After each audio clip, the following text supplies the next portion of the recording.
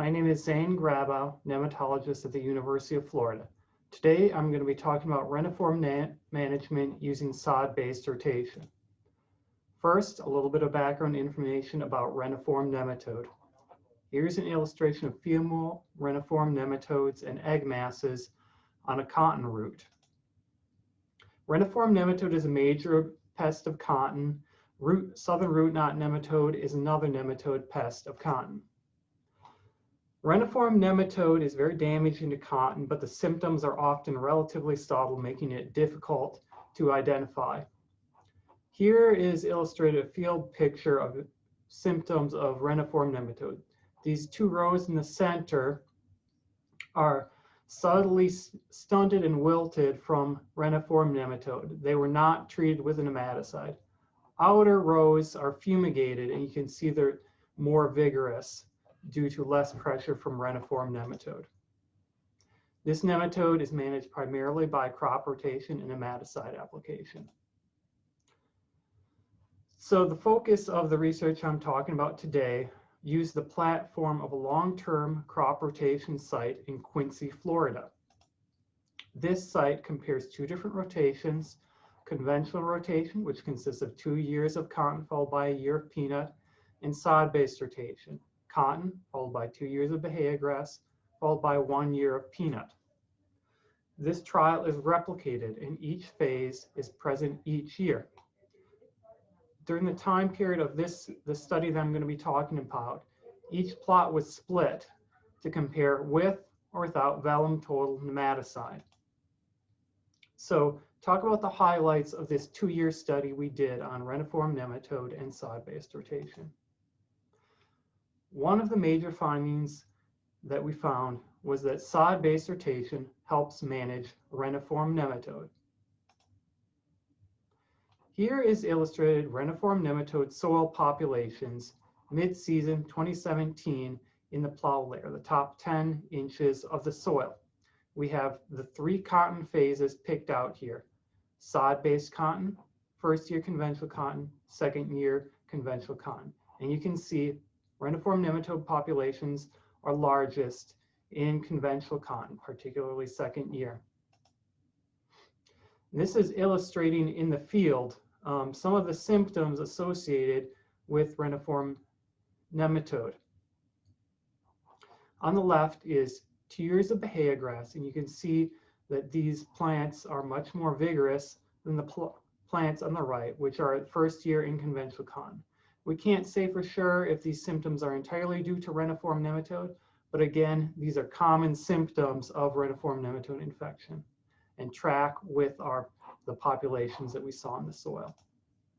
Second point, crop rotation was more effective than vellum total nematicide.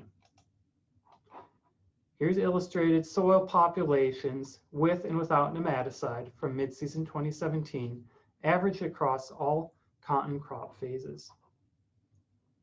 As you can see, there is no difference in nematode populations with or without nematicide. Here's illustrated seed cotton yield for 1 year of this study. This is split by crop rotation, 3 phases of cotton, and nematicide, with or without nematicide.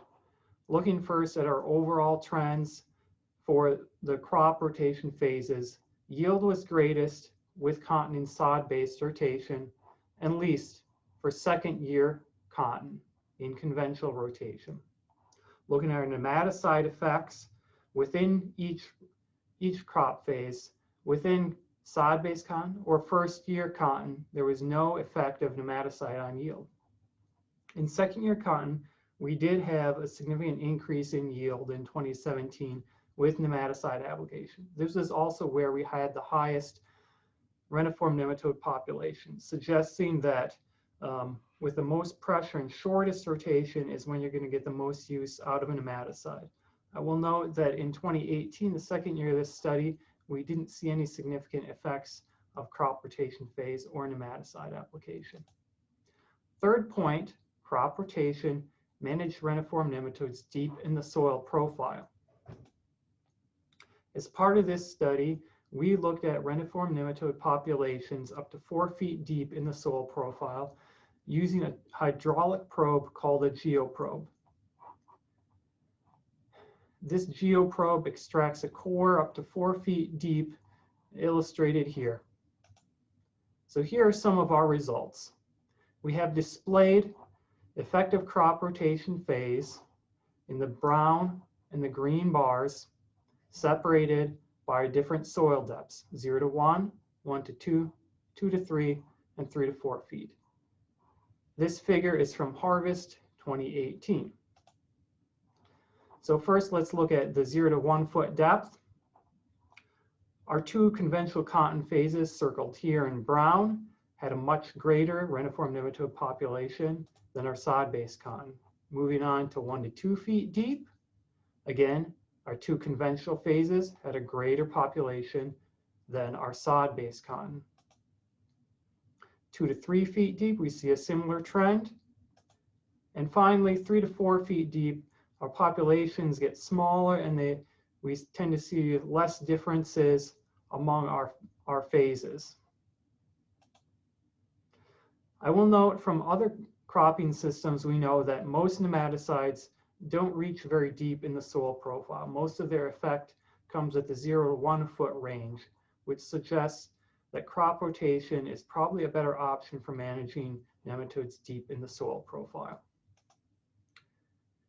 Finally, I would like to acknowledge collaborators from UF, Ian Small, David Wright, Sunny Lau, Gabriel Maltese-Lander in their labs, and from my lab, Dr. Leslie Schumacher, who was a graduate student in my lab, was in charge of most of this research.